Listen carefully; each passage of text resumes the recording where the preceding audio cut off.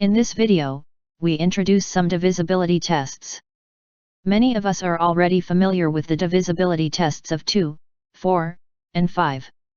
Here we focus on more interesting ones. First, let us introduce the congruence notation invented by Congruence. When 10 is divided by 7, the remainder is 3, and this relationship is denoted as follows, using 3 bars stacked up like that. We read as follows: 3 is congruent to 10 mod 7.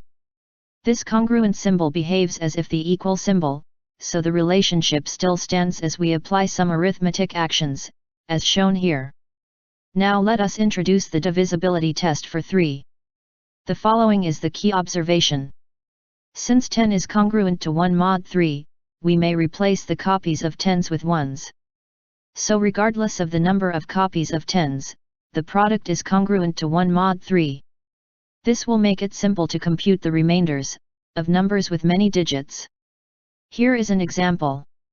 When we write a number in terms of powers of 10s, the earlier congruence result turns all the powers to invisible ones.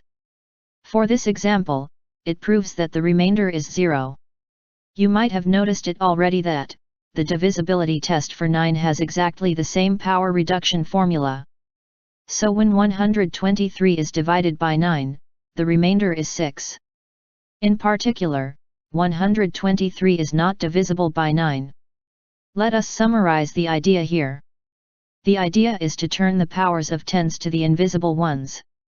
However, let us fast forward a little bit, and tell you more efficient idea, which you may discover later anyway. The better idea is to turn the powers of 10s to 1s or negative ones. Then it is clear that it will do the same magic. As shown below, the key is to discover numbers that divide 10 to the nth plus 1. For example, if n is 1, then 11 divides it. So 10 is congruent to negative 1, and 10 the second power is congruent to 1 mod 11. This pattern repeats, and helps us to compute the remainder as shown in the example. You may pause the video and try to understand the manipulation. Here is an example with n being 2. 101 is the only factor, so 10 to the second power is congruent to negative 1 mod 101. Then 10 to the fourth power is congruent to 1 mod 101. What this means is that from the right, we can separate blocks of 2 digits, and consider the alternating sum of those blocks. Here is an example with n being 3.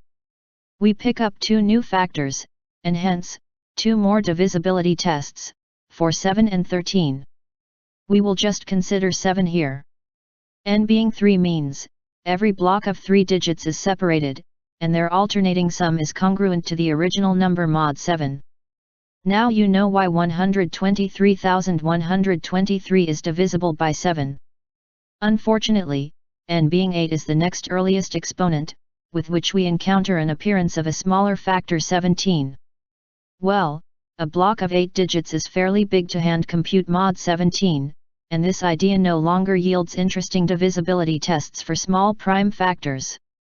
However, the modular arithmetic is very fun to study, and it will open the door to many higher mathematics.